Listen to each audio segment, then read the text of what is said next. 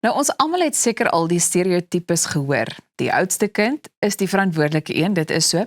Die middelkind is die een wat altyd voel hy of sy word vergeet. En die jongste, wel, die een is glo die meeste pret. Maar hoeveel waarheid steek daar eintlik in geboortevolgorde teenoor persoonlikheid? Ons gesels vandag met die kliniese sielkundige Hein Hofmeyer om uit te vind. Goeiemôre, good morning Hein, dankie dat jy weer by ons aansluit. Goeiemôre Elsa, altyd lekker om julle te gesels.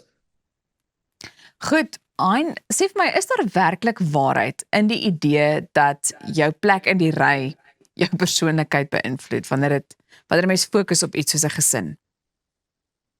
Ja en nee, ek dink soos jy nou daai stereotype sê, ons almal ken daai grappies. Die oudste is die verantwoordelike en die middelkind vergeet dit, die jongste kom met alles weg. Maar ernstig ernstig is daar dat maar die navorsing stem nie altyd lekker saam met daai nie. Die navorsing sê die geboortevolgorde bepaal eintlik nie jou persoonlikheid nie. Maar wat dit eintlik doen is dat dit jou ervaring binne die gesin kan beïnvloed. Die eerste kind het byvoorbeeld vir 'n tyd lank 'n ma en 'n pa heeltemal vir homself. Die tweede kind is vandag een van die huisgebore waar daar reeds 'n ander kind is en die derde kind kom al klaar in 'n gevestigde gesin in. So ek sal eerder sê geboortevolgorde beïnvloed die omgewing waarin jy groot word, eerder as wat dit eintlik bepaal wie jy gaan word. En hoe groot sou jy sê is die rol dan wat ouers in die proses speel? Beslis 'n massiewe rol, maar ek dink die belangrike ding wat ons moet weet hierso, wat ouers moet hoor is, dat jy is nie dieselfde met elke kind nie. Ons ken daai. Elke kind word jy amper half anderste mee en jy kom agter jou, net hoe jy met hulle praat is anderste. Met die eerste kind is dit altyd die eerste keer en ek onthou ook dat jy steriliseer amper die dummy nog voor dit na die vloer toe kyk. So, maar jy teen die derde kind val die dummy in die modder en jy vee dit net in jou hemp af en jy gee dit terug. So, daar is definitief hierdie verskil hoe ons met die ouers werk. Hulle is meer versigtig en angstig met die eerste kind, maar later het hulle meer ervaring en meer selfvertroue en dan is daar ook minder tyd om op elke individuele kind te fokus wanneer daar 3 kinders in die huis is.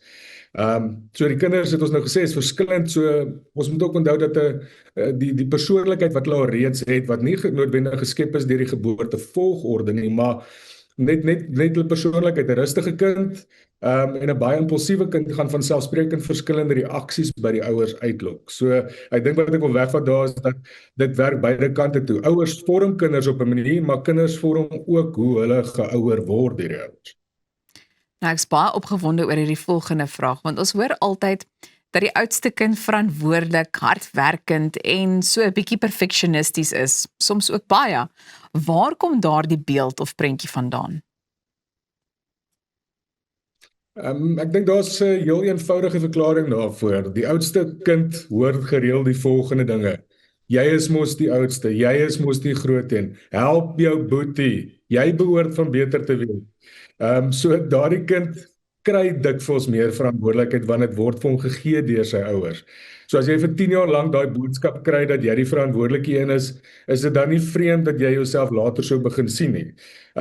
Maar dit beteken nie die oudste kind is gebore met 'n klein aktetas en 'n Excel spreadsheet nie. Die onderskeid is dis belangrik dat die ouer kind kry dikwels meer verantwoordelikheid, maar dit beteken nie die geboortevolgorde het hom so geneties meer verantwoordelik gemaak nie. Nou nog iets waarvan 'n mens baie gereeld hoor is die sogenaamde middelkind-sindroom. So my vraag is, bestaan dit werklik? Nie as 'n werklike sielkundige sindroom nie. Ons het nêrens in ons boeke 'n diagnose wat sê hy shame hierdie arme mense is 'n middelkind nie. Maar ek verstaan waar die idee vandaan kom. Die oudste is altyd ons eerste kind of ouers se eerste kind, die jongste is dikwels nog ons babietjie, maar die middelkind kan soms voel, okay, en wie is ek nou? Maar dit is nie noodwendig altyd negatief nie. Ek bedoel my middelkind, dis my en asook my vriende se, dis die loud kind, dis die harde kind. Alles is net extreme geraas. En die idee daarvan is dat daai gevoel van waar ek myself moet vind.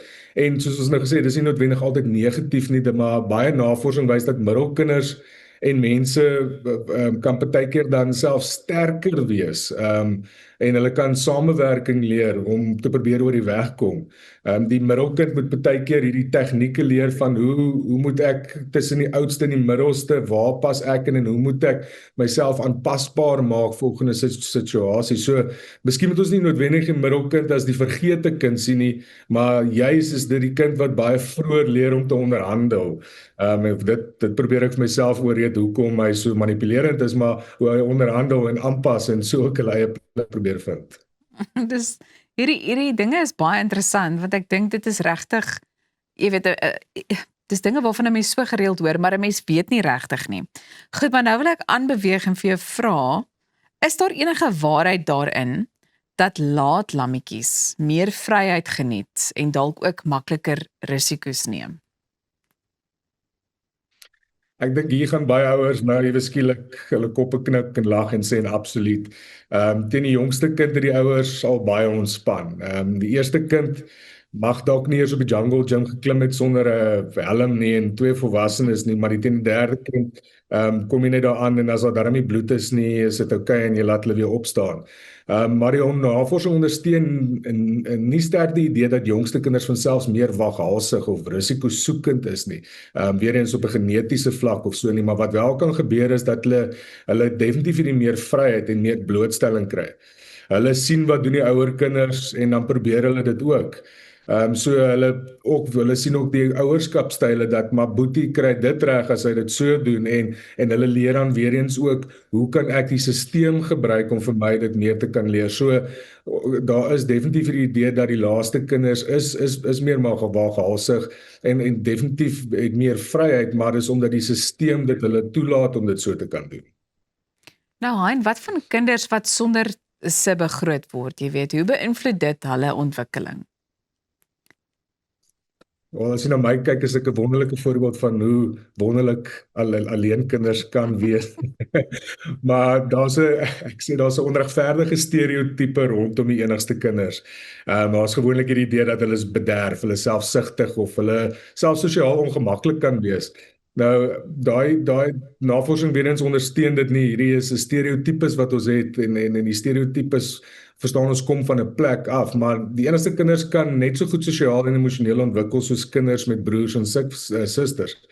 Hulle kry dikwels baie 1-tot-1 aandag van die volwassenes as dit 'n goeie volwasse stelsel is en dit kan hulle baie help met akademie en dit kan hulle baie help met ontwikkeling en dit maak hulle eintlik om vinniger te leer hoe om goeie gesprekke met volwassenes te kan hê.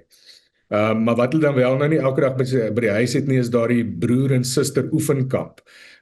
Dis my remote, jy sit alweer aan my kant. Mamma, hy kyk vir my, hulle leer dit nie sommer nie, maar partykeer kan hulle dit by die skole kry, maar daai interaksie is wel iets wat tekort kom en hulle gaan nie noodwendig 'n swakker ontwikkelingspad hê nie, hulle het net 'n ander ene.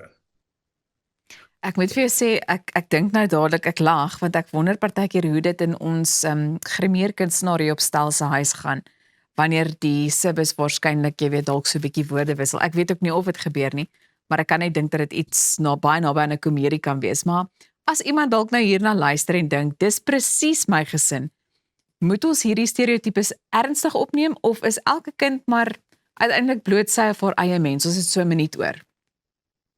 Ek dink ons kan lekker lag daaroor en is iets wat ons in onsself kan raak sien. Want ons daai stereotypes is daar. Ek kan dit duidelik sien met my kinders ook, maar ons moet versigtig wees om etikette verklaring te maak. Die kind se persoonlikheid word deur baie dinge gevorm. Een van die interessante dinge is ook dat twee kinders wat in dieselfde huis groot word ook nie eers noodwendig dieselfde is nie. So ek sou eerder sê geboortevolgorde gee jou dalk 'n sekere plek aan die familietafel, maar dit besluit nie hoe jy gaan opstaan en hoe jy gaan groot word nie. Hein, baie dankie vir jou insig wat jy weer eens met ons gedeel het. Ek dink dit bly 'n interessante onderwerp en ek is seker of van almal verstaan dit nou baie beter. Ons gesels hopelik gou weer. Nou ja, intussen kan jy ingeskakel bly. Jy is by Goeiemôre Good Morning en daar is nog heelwat wat voorlê, maar maak ook seker jy gaan volg ons op al ons sosiale media platforms om op hoogte van sake hier ook agter die skerms te bly.